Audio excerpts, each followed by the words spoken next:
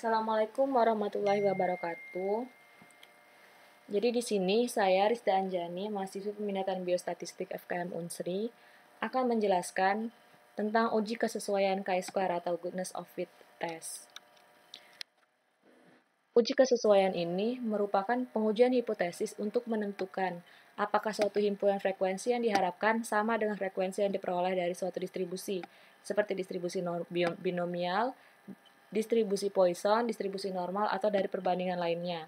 Jadi, uji kesesuaian ini merupakan pengujian kecocokan atau kebaikan sesuai antara hasil pengamatan atau frekuensi pengamatan tertentu dengan frekuensi yang diperoleh berdasarkan nilai harapannya atau frekuensi teoritisnya.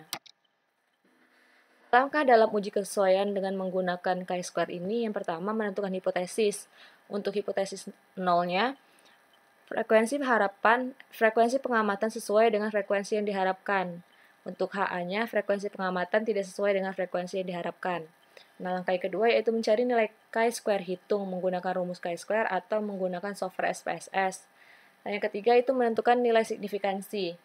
Yang keempat, menentukan derajat kebebasan atau DF dengan rumus DF sama dengan K-1, di mana K menyatakan banyaknya kategori pada data. 5. Mencari nilai chi-square tabel. Dan yang keenam, menentukan kriteria pengujian atau dasar pengambilan keputusannya. Jika chi-square hitung lebih dari chi-square tabel, maka H0 ditolak.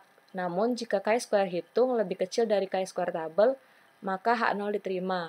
Nah, jika berdasarkan nilai signifikansi, jika nilai signifikan lebih kecil dari nilai alfa, maka H0 ditolak. Namun, jika nilai signifikan lebih besar dari alfa, maka H0 diterima. Dan terakhir, memberikan kesimpulan berdasarkan kriteria pengujian. Nah, langsung saja ke contoh soal. Di sini, dalam suatu kegiatan penelitian yang dilakukan di Desa Mulak Sebingkai, Kabupaten Lahat, untuk mengetahui efektivitas penyuluhan PHBS yang telah dilakukan sebelumnya.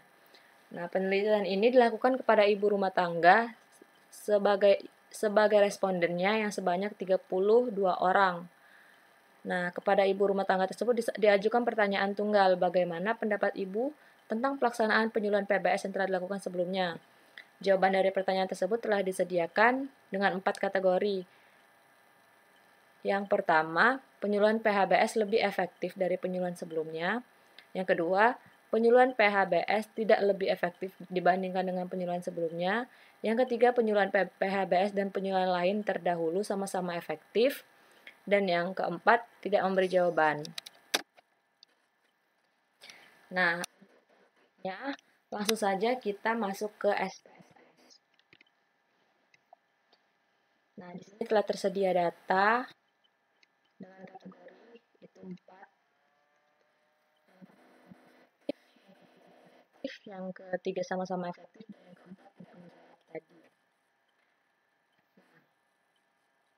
Terus iya itu ke data lalu cases ini, lalu centang pada sini dan masukkan frekuensi variabelnya efektivitas penyuluhan. Lalu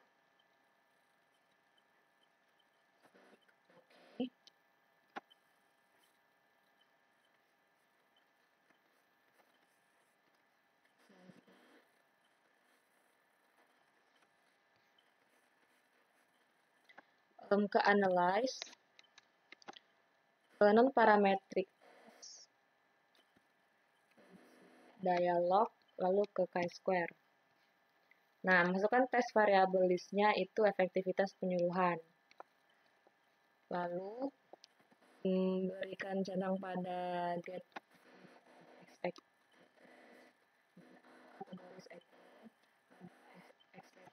values.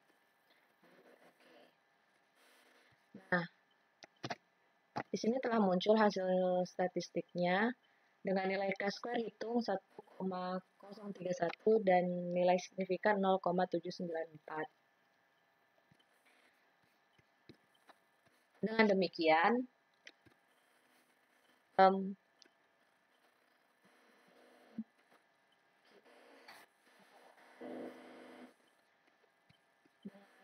langkah-langkah telah disusun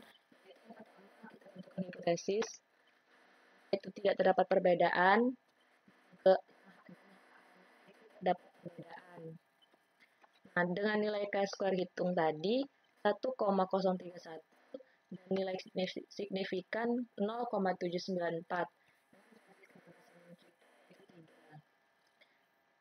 Didapatkan dari 4 dikurang 1. Tabel dengan nilai alfa 0,05 itu 7,85. Nilai ini chi-square tabel. Selanjutnya, keputusan kita, jika chi-square hitung lebih besar dari chi-square tabel, maka H0 ditolak. Dan jika signifikan lebih kecil dari 0,05, maka H0 juga ditolak, kan? Nah, karena nilai chi-square hitung kita kecil dari nilai chi-square tabel, hitungnya 1,031, chi-square tabelnya itu 7,815. Selanjutnya nilai signifikan kita yang juga lebih besar daripada nilai alfa, 0,94 itu lebih besar daripada 0,05 nilai alfa, maka dapat disimpulkan diterima. Frekuensi observasi dan frekuensi harapan terhadap efektivitas penilaian PABS yang telah dilakukan sebelumnya. Nah, kesimpulannya yaitu perbedaan. Mungkin itu saja yang dapat saya jelaskan. Semoga dapat dipahami, dan jika terdapat kesalahan saya meminta maaf. Saya akhiri, wassalamualaikum warahmatullahi wabarakatuh.